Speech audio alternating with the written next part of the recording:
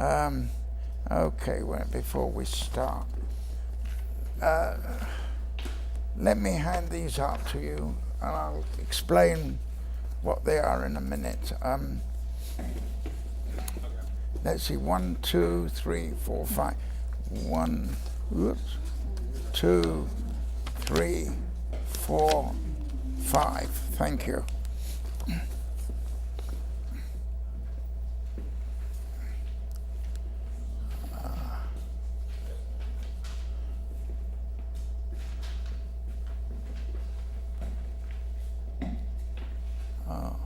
Oh, and there's an Eric Egan down. Do we know if he's coming? He said he would be here.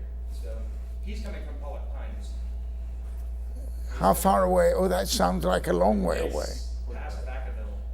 I'm not Vacaville, Placerville. Yeah. Yeah, but not Vacaville. So let's see.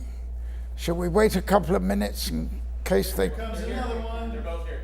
They're both here. Oh. They're running. And they're Come in, children, come in. I call you children because at the age of 84, everybody's a child. Especially when you have a son who's 63.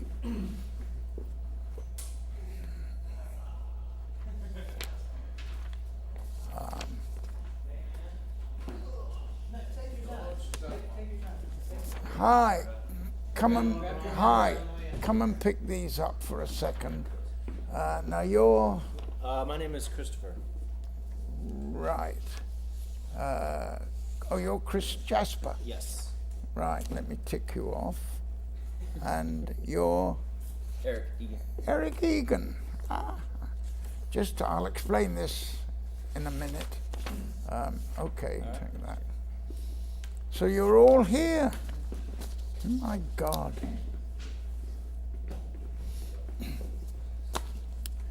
Okie doke. Oh, wait a minute, what did I do with them? Yeah. That's...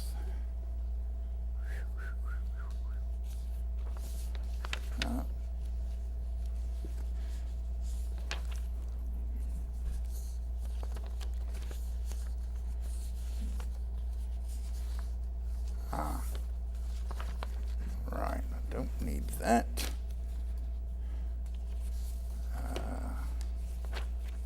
Don't need that. Okay. Now, to start with, have any of you done any Shakespeare before? Mary? Oh, good. Okay. You were in the Romeo and Juliet? Yes, I was. Remind me, I've got a brain like a... I was Romeo. You were Romeo, right. Me? Well, Mary Beth, you've done... I was the first player in Hamlet production that has escaped your memory, if I recall. How long ago was it? Annabelle. It was Adams Bell's production where Gary Wright was Hamlet. Oh, Gary Wright he was very good. Yes, he was. And I played the first player, and you were at first upset about that because... Was I? Well, yes, because I'm not male. Oh, God. Well, yeah, I know. But then you were very, very happy with the dumb show that I put together. With what now? The dumb show. Gary was a very good Hamlet, actually. Yes. I mean, Was that in New York? No, that was here. he's up at Nevada City. He's in Nevada City now. So now, who else? And Oh, I was in Romeo and Juliet. you were in the... What did you... Balthazar. Balthazar. Balthazar. Oh, one of those, yes. Okay. So some of you have done Shakespeare before. I think the great tragic thing about Shakespeare is that it's badly taught in schools when children are young. And I think when they're too young, it's ridiculous to try and teach them something that really is beyond them when they're, I remember my own experience. Believe it or not, as I grew up, I loathed Shakespeare because when I was a young boy at school, the teacher would come in and say, right, we're going to do Julius Caesar. Fine. She'd open the play and she'd say, turn to page so on. Now, will you learn that speech? Will you learn that speech? Will you? You go home with no knowledge or any information about what the play's about, anything about the characters. And anyway, when you're about 9 years of age, there's not much more than basic things you can absorb. So you go home and look and you think, what bloody language is this? Forgetting that it's in English. And when people say to me, Shakespeare, I wish it was translated, and my answer is, it's in bloody English anyway. It's our lack of vocabulary today that we will have trouble. And of course, the idiom is different from our idiom. At the moment, I'm directing The Importance of Being Earnest at Woodland by Oscar Wilde. Now, it's in English, but it has the idiom of its period. It's not in verse. And boy, are they having trouble getting the correct meanings. And a lot of it is that they don't listen to what is said to them, before their line comes. Now, talking about listening, people think you have to do something extraordinary when you play Shakespeare. The same basic techniques that you need for modern acting, the basic techniques apply. You must listen to the other characters, you must react to them, and you must reply. And it's not a case of I'm waiting for my cue word. People do that in modern plays, They stand there and they're not listening, they're just waiting for they get the cue, and by the time that hits them, you've got what we call no pace, no rhythms. Now, talking of rhythms, Shakespeare is relatively easy because of when it's in verse. Now, another misconception is, did any of you ever think that all of Shakespeare was in verse? Because it isn't. And of course, the basic verse that he uses is called the iambic pentameter, 5 and 5. Now, if you're going to teach or be an academic, then learn about that. But as actors, most actors in my lifetime I've come across, they worry about the verse. And they get directors who say, look, the verse is da-di-da-di-da. The plays were written to be active. They're full of life, wonderful characters. And they weren't written to be pontificated upon. And you see productions where the actors stand there and they're just spouting the poetry, the verse. Go for the meaning. The verse is inherent when it's there in the dialogue. So one of the secret essentials of playing Shakespeare is, for God's sake, learn it absolutely word perfect. In modern plays, you can get away with murder, but learn it word perfect. If you learn your Shakespeare word perfect, where it's in the verse is there. It's inherent in the words. Go for meaning. The verse takes care of itself. Now, another thing is that I don't know if any of you have ever seen the play The Merry Wives of Windsor, but it comes as a shock to many people to realize it's a prose play. There's some verse in the 5th act. That's it, just in the 5th act? There's a couple of moments. Basically, it's a prose. You read it.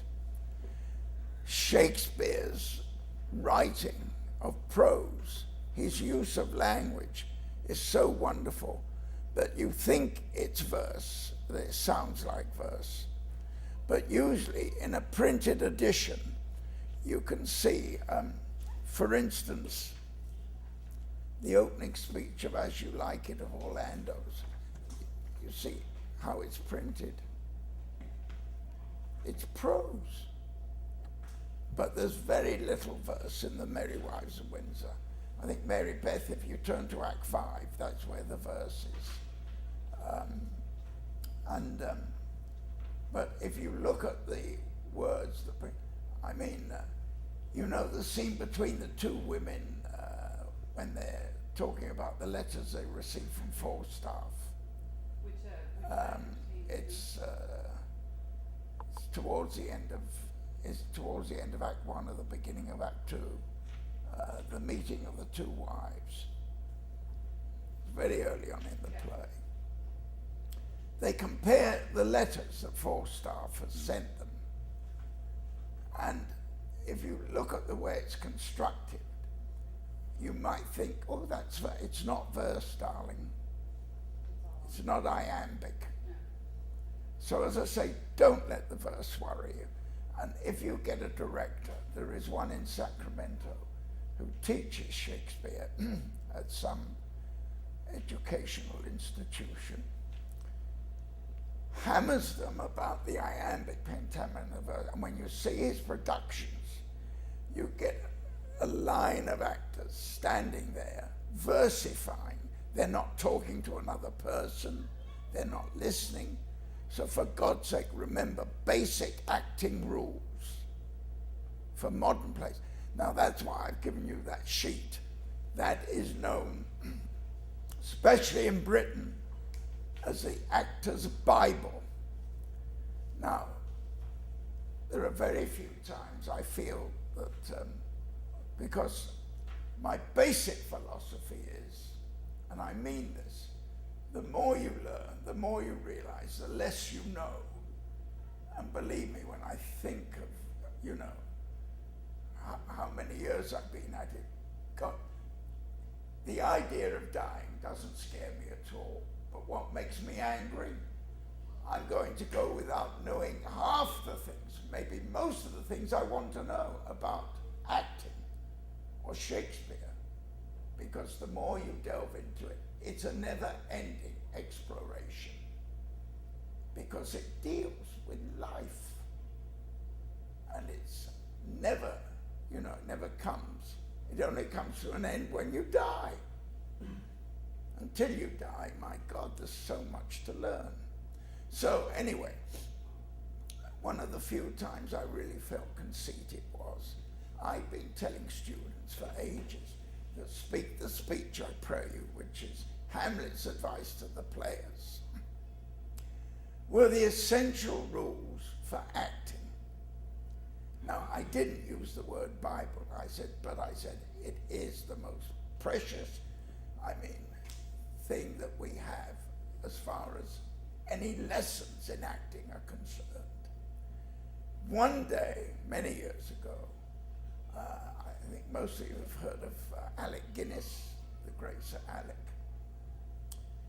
On television, he was being interviewed, and the interviewer said to him, well, you don't teach acting, do you, Sir Alec? And by the way, he was sent when he was a very young man by John Gielgud to an actress called Martita Hunt, who told him after 3 weeks, you'd better give up, you're never going to be an actor. So, never despair. But anyway, so Alex said to the interviewer, no, I don't. But he said, we actors have a Bible. And I thought, what the hell is he going to talk about? And the interviewer said, what's the Bible? Hamlet's advice to the players in Hamlet. So I've given you that, and if you take it away and study it, and next week ask questions about it, we'll talk about it in detail. But it is the basis for all acting. The only thing that changes, of course, is the style in which we play. In the Elizabethan days with the theatre, you know, we were larger than life. We went through the Restoration period. We came to the melodramas of Victorian period. All we've done is sort of what I call bring down the style. But now when we play period plays, we go back. The trouble I'm having with some of them and the importance of being earnest. Here we've got an Edwardian play by Oscar Wilde. Beautifully written, wonderfully phrased. And I keep saying, for God's sake, remember the costumes you're going to wear. It gives you can't move, you can't sit like this, you know. And it affects the way you speak the lines. And they sound, a couple of them sound so modern that with the words they're saying, you don't believe the truth of what, you know what I'm talking about. So there is a style that we must obtain. Now with Shakespeare, I've always said to people, whether you play it professionally or not, doesn't matter, but in your training, you should have done some Shakespeare. Because it teaches you, you'll get it out of that advice to the players. Teaches you everything you're supposed to know about acting. Now, I know I'm prejudiced. My own son, I think, is a marvelous actor, but he's never said, oh, I must play Hamlet. You know, most young actors say, well, I want to play Hamlet. It's supposed to be the mountain you're supposed to climb, you know. He appreciates Shakespeare, but he's never given a damn whether he plays it or not, and he has played it. In fact, he played Laertes opposite Michael York's Hamlet, and they were both bloody awful.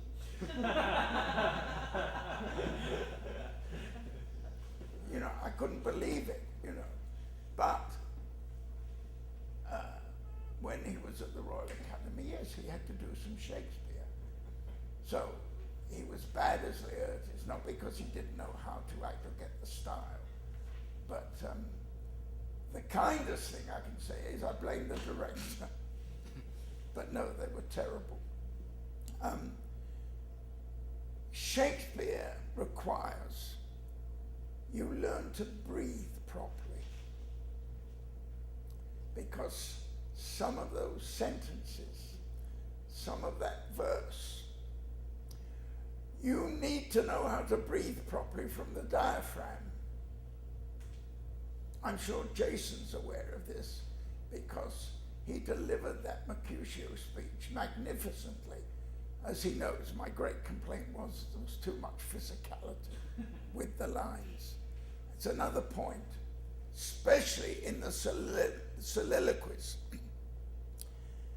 For God's sake, in the soliloquies, stand still. You are speaking your thoughts to the audience. Now, it's no use speaking and moving about the audience. First of all, they have to listen to what you're saying. And when they see you moving like that, they're losing their concentration about what you're...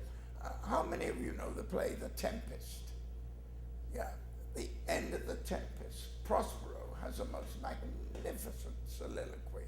Starts, ye elves of hills, brooks, standing groves, and it's his whole philosophy, you know. And it ends with the famous phrase, I'll drown my book, you know. There was a production again in Sacramento where the director decided to have him pacing up and down with his magic wand while he was speaking this soliloquy. Now, I know the play and I know the speech, and even I got lost. I thought, what the hell is he talking about? He probably was phrasing it quite well, but with this movement, you know what? Focus, focus, focus.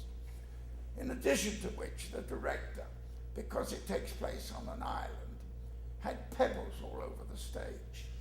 So all of us whether we were speaking soliloquies or not, every time we moved, crunch, crunch, crunch, crunch. I mean, economy is what you look for in everything, especially in Shakespeare. Don't be too clever about it. Now, of course, there are moments, the example I can give you, the famous Hamlet soliloquy, "Oh, what a rogue and peasant slave am I." In the middle of the soliloquy, there's the line, "I fall a-cursing like a very drab scullion." It comes after his, "Oh, vengeance," you know, he's talking about Claudius and how he wants. And, of course, the directions are there. Shakespeare gives it to you. And he collapses. "Oh, bloody, bawdy villain, remorseless, treacherous, lecherous, kindless villain, oh, vengeance," and he collapses. Because the next lines are, "Oh, what an ass am I."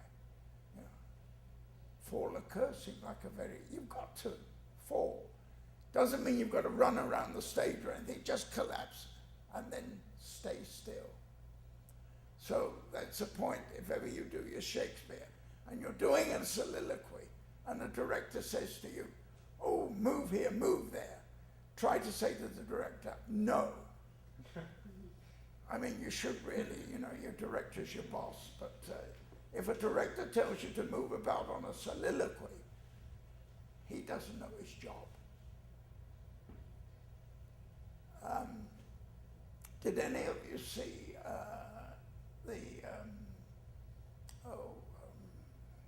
what's his name, Kenneth Branagh 4-hour Hamlet film?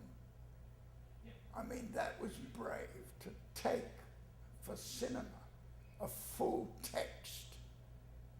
And you know, it contains the best Claudius I've ever seen in my life, Derek Jacobi. For once, Claudius was romantically inclined. You didn't worry about why Gertrude married him. Some years ago at Ashland, they did a performance when they had some rather plain elderly fellow doing Claudius. And all you could think of was, why the bloody hell did Gertrude marry him? You've got to be very sexy as Claudius. And Derek Jacobi is.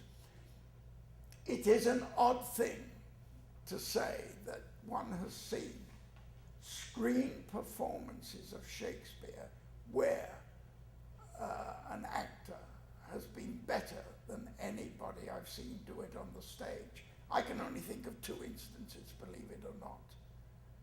One is that Hamlet film with Derek Jacobi as Claudius. And the other, did any of you see the MGM Julius Caesar with Gielgud, Marlon Brando, James Mason? The best Casca